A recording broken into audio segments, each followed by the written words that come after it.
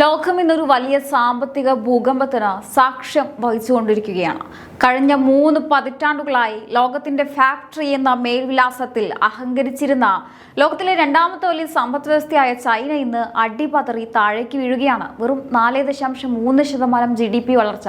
2022 ശേഷമുള്ള ഏറ്റവും ദയനീയമായ അവസ്ഥ. ഒരു വശത്ത് കെട്ടിപ്പൊക്കിയ നഗരങ്ങൾ പ്രേത നഗരങ്ങളായി മാറുന്നു, മറുവശത്ത് ലക്ഷക്കണക്കിന് യുവാക്കൾ തൊഴിലില്ലാതെ തെരുവുകളിൽ അലയുന്നു.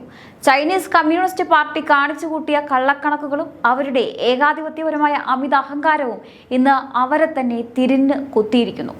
എന്നാൽ ഈ ആഗോള പ്രശ്നങ്ങൾക്കിടയിലും മിഡിൽ ഈസ്റ്റിലെ സംഘർഷങ്ങളുടെ പശ്ചാത്തലത്തിലും ആരെയും അമ്പരപ്പിച്ചുകൊണ്ട് ഇന്ത്യ എന്ന മഹാശക്തി വെറും കുതിപ്പല്ല, വരാനിരിക്കുന്ന സാമ്പത്തിക വർഷത്തിൽ 6.6% തുടങ്ങി 6.8% വരെ വളരാൻ സാധ്യതയുള്ള ഒരു സാമ്പത്തിക അത്ഭുതം.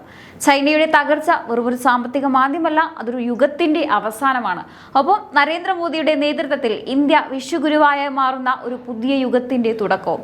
എന്തുകൊണ്ട് ചൈന ഇന്ന് വിറയ്ക്കുന്നു? എന്തുകൊണ്ട് ഇന്ത്യയുടെ സാമ്പത്തിക എഞ്ചിൻ ഇന്ന് ആഗോള വിപണിയിൽ ഒന്നാമതാകുന്നു? ചൈനയുടെ തകർച്ച എങ്ങനെ ഇന്ത്യക്കൊരു സുവർണാവസരമായി മാറുന്നു നോക്കാം. ലോകം എക്കാലവും ഒരു അത്ഭുതമായി കണ്ടിരുന്ന ചൈനീസ് സമ്പദ് വ്യവസ്ഥ ഇന്ന് അതിന്റെ ഏറ്റവും മോശം അവസ്ഥയിലാണ്. ഈ വർഷം, അതായത് 2026 ഏപ്രിൽ മുതൽ ജൂൺ വരെയുള്ള കണക്കുകൾ പുറത്തു വന്നപ്പോൾ ലോകം ഒന്നടങ്കം ഞെട്ടി. ചൈനയുടെ GDP വളർച്ച വെറും 4.3% കൂപ്പുകുത്തിയിരിക്കുന്നു. 2022 ശേഷം ചൈന കാണുന്ന ഏറ്റവും താഴ്ന്ന വളർച്ചാ നിരക്കാണിത്. എന്തുകൊണ്ട് ചൈന ഇങ്ങനെ വിറയ്ക്കുന്നു? ഒന്നാമതായി അവരുടെ റിയൽ എസ്റ്റേറ്റ് മേഖല, അവിടുത്തെ പ്രോപ്പർട്ടി മാർക്കറ്റ് കടുത്ത പ്രതിസന്ധിയിലാണ്. വർഷങ്ങളായി കെട്ടിപ്പൊക്കിയ കൂറ്റൻ കെട്ടിടങ്ങൾ ഇന്ന് ആരുമില്ലാതെ കിടക്കുന്നു. രണ്ടാമതായി ചൈനയിലെ ജനങ്ങളുടെ വാങ്ങൽ ശേഷി കുറഞ്ഞു. അവർക്ക് കാര്യമായി ഒന്നും വാങ്ങാനില്ല, ഒപ്പം നിക്ഷേപങ്ങളും അവിടെ നടക്കുന്നില്ല.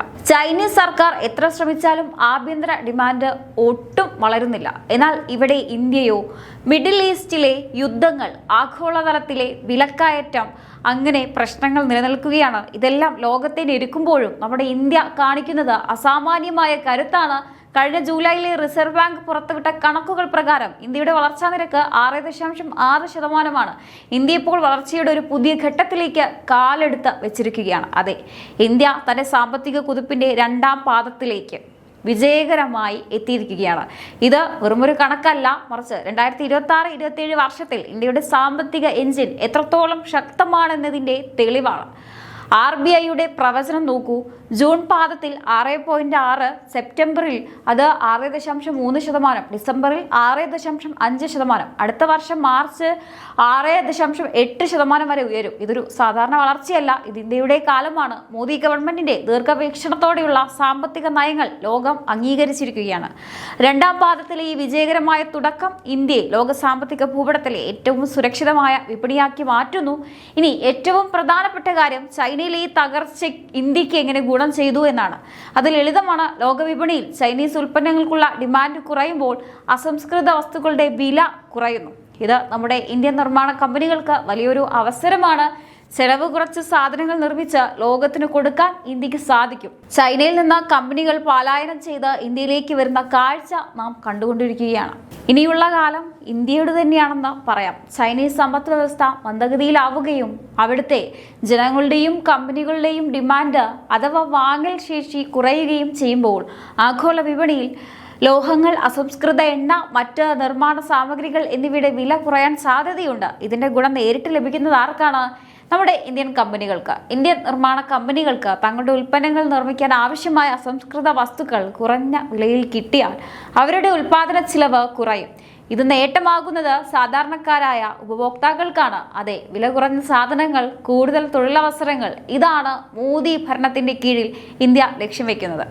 ചൈനീസ് ഉൽപ്പന്നങ്ങളെ ആശ്രയിച്ചിരുന്ന ലോകം ഇന്ന് ചൈനയുടെ ഈ പ്രതിസന്ധി കണ്ട് ഭയന്ന് ഇന്ത്യയിലേക്ക് നോക്കുകയാണ്. ചൈനയിൽ കള്ളക്കണക്കുകളും കെട്ടുകഥകളും കൊണ്ട് സമ്പദ് വ്യവസ്ഥയെ ഒളിപ്പിക്കാൻ ശ്രമിക്കുമ്പോൾ ഇന്ത്യ കൃത്യമായ വളർച്ചാ പാതയിൽ, അതായത് 2ാം പാദത്തിന്റെ കുതിപ്പിൽ അതിവേഗം മുന്നേറുകയാണ്. ചൈന ഇന്ന് വലിയൊരു സാമ്പത്തിക തടവറയിലാണ്. എന്നാൽ ഇന്ത്യ ആകട്ടെ ഈ തടവറ തകർത്ത് പുറത്തു വരുന്ന വൻകിട കമ്പനികളെയും നിക്ഷേപങ്ങളെയും സ്വാഗതം ചെയ്തുകൊണ്ട് ഒരു പുതിയ ആഗോള സാമ്പത്തിക ശക്തിയായി വളരുകയാണ്. ഇനി ഒന്ന് ഓർത്തു നോക്കൂ, നമ്മൾ വെറും സാമ്പത്തിക വളർച്ചയെക്കുറിച്ച് മാത്രമല്ല സംസാരിക്കേണ്ടത്. ഇന്ത്യ ഇന്ന് എല്ലാ മേഖലകളിലും ഒരു കൊടുങ്കാറ്റായി മാറിക്കഴിഞ്ഞു. ഡിജിറ്റൽ ഇന്ത്യ, ലോകത്തിന് ഏറ്റവും കൂടുതൽ ഡിജിറ്റൽ ഇടപാടുകൾ നടക്കുന്നത് ഇന്ത്യയിലാണ്. ചൈനീസ് ആപ്പുകളും സംവിധാനങ്ങളും അന്യമാകുമ്പോൾ ഇന്ത്യ സ്വന്തം സാങ്കേതിക വിദ്യ കൊണ്ട് ലോകത്തെ വിസ്മയിപ്പിക്കുകയാണ്. 2 പ്രതിരോധ മേഖല. പണ്ട് തോക്കുകൾക്കും വിമാനങ്ങൾക്കും വേണ്ടി വിദേശ രാജ്യങ്ങളെ നോക്കി നിന്നിരുന്ന ഇന്ത്യ ഇന്ന് അത്യാധുനിക ആയുധങ്ങളും യുദ്ധവിമാനങ്ങളും സ്വന്തമായി നിർമ്മിച്ച് ലോകത്തിന് കയറ്റി അയക്കുകയാണ്. അടിസ്ഥാന സൗകര്യങ്ങൾ ലോകം അമ്പരന്ന് നോക്കുന്ന വേഗത്തിലാണ് ഇന്ന് നമ്മുടെ വന്ദേ ഭാരത് ട്രെയിനുകളും ആയിരക്കണക്കിന് കിലോമീറ്റർ ഹൈവേകളും വിമാനത്താവളങ്ങളും ഉയരുന്നത്. ഇതെല്ലാം സൂചിപ്പിക്കുന്നത് ഒന്നാണ്: രാജ്യം വലിയൊരു ലക്ഷ്യത്തിലേക്ക് കുതിക്കുകയാണ്. ഇതൊന്നും വെറുതെ സംഭവിക്കുന്നതല്ല. കൃത്യമായ ദിശാബോധമുള്ള നേതൃത്വം, തീരുമാനങ്ങളിൽ കാണിക്കുന്ന ഉറപ്പ്, രാജ്യത്തെ ജനങ്ങളുടെ കഠിനാധ്വാനം, ഇതാണ് മോദി സർക്കാരിന്റെ സബ്കാ സാത്ത് സബ്കാ വികാസ് എന്ന മന്ത്രത്തിന്റെ യഥാർത്ഥ വിജയം. ലോകത്തിലെ ഏറ്റവും വലിയ ജനാധിപത്യം ഇന്ന് ലോകത്തിലെ ഏറ്റവും വലിയ സാമ്പത്തിക ശക്തിയായി മാറിക്കൊണ്ടിരിക്കുകയാണ്. ഈ മാറ്റങ്ങൾക്കൊന്നും പിന്നിൽ ഒരു മാന്ത്രിക വടിയുമില്ല. കൃത്യമായ കാഴ്ചപ്പാടുള്ള ഒരു ഭരണാധികാരിയുടെ ഇച്ഛാശക്തിയാണ് നരേന്ദ്രമോദി. ലോകം സാമ്പത്തിക പ്രതിസന്ധിയിൽ മുങ്ങുമ്പോൾ ഇന്ത്യ ഒന്നാമത് എന്ന് പ്രഖ്യാപിച്ചുകൊണ്ട് അദ്ദേഹം ഇന്ത്യയെ ഒരു സേഫ് ഹൗസാക്കി മാറ്റി. ചൈനീസ് കള്ളക്കണക്കുകൾ കൊണ്ട് ലോകത്തെ ഭയപ്പെടുത്താൻ നോക്കിയപ്പോൾ മോദിജിയുടെ ഭരണതന്ത്രം ആഗോള നിക്ഷേപകരെ ഇന്ത്യയിലേക്ക് ആകർഷിച്ചു.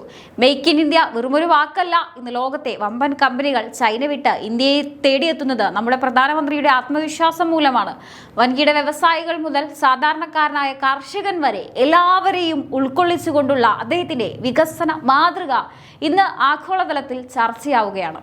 ഒരു ഭരണാധികാരി എങ്ങനെയായിരിക്കണം എന്ന് ലോകത്തെ പഠിപ്പിക്കുകയാണ് മോദിജി. നിർണായകമായ തീരുമാനങ്ങൾ, ദീർഘകാല ലക്ഷ്യങ്ങൾ, രാജ്യത്തിന്റെ സുരക്ഷയിൽ വിട്ടുവീഴ്ചയില്ലാത്ത നിലപാട്, ഇതെല്ലാം ഇന്ത്യയെ ഏഷ്യയിലെ ഏറ്റവും വലിയ സാമ്പത്തിക ശക്തിയായി മാറ്റിക്കൊണ്ടിരിക്കുകയാണ്. ചൈനയുടെ തകർച്ച കണ്ട് ലോകം ഭയക്കുമ്പോൾ ഭാരതം ലോകത്തെ നയിക്കുമെന്ന് ആത്മവിശ്വാസത്തോടെ പ്രഖ്യാപിക്കാൻ മോദിക്ക് കഴിയുന്നത് അദ്ദേഹത്തിന് ഈ രാജ്യത്തിന്റെ കരുത്തിൽ അത്രമാത്രം വിശ്വാസമുള്ളതുകൊണ്ടാണ്. ഇനി നമ്മുടെ ചൈന ഇന്ന് നിലംപറ്റി കിടക്കുമ്പോൾ ഇന്ത്യയുടെ സിംഹം ഗർജിക്കുന്നത് മോദിയുടെ ഈ കരുത്തുറ്റ നേതൃത്വത്തിന്റെ ഫലത്തിലാണ്. ഇനി ഒരു 10 വർഷം കഴിഞ്ഞാൽ ലോകം ഇന്ത്യയെ കാണുക ചൈനയെ വെല്ലുന്ന ഒരു സാമ്പത്തിക ഭീമനായിട്ടായിരിക്കും. അതാണ് മോദി മാജിക്, അതാണ് ഇന്ത്യയുടെ കരുത്ത്. ചൈനയുടെ ഈ അവസ്ഥ കണ്ട് ലോകം ഒന്നടങ്കം ചിരിക്കുകയാണ്. പണ്ട് അഹങ്കാരത്തോടെ തലയുയർത്തി നടന്നവർ ഇന്ന് സ്വന്തം മാളത്തിലേക്ക് ഒതുങ്ങിയിരിക്കുന്നു. എന്തായാലും ഇന്ത്യയുടെ ഈ ഒരു കുതിപ്പിനെ, മോദി സർക്കാരിന്റെ ഈ ഒരു നേട്ടത്തെ നിങ്ങൾ എങ്ങനെയാണ് നോക്കിക്കാണുന്നത്? തീർച്ചയായിട്ടും നിങ്ങളുടെ അഭിപ്രായങ്ങൾ താഴെ കമന്റ് ബോക്സിൽ രേഖപ്പെടുത്തുക. മറ്റൊരു വിഷയമായി വീണ്ടും കാണാം. നന്ദി.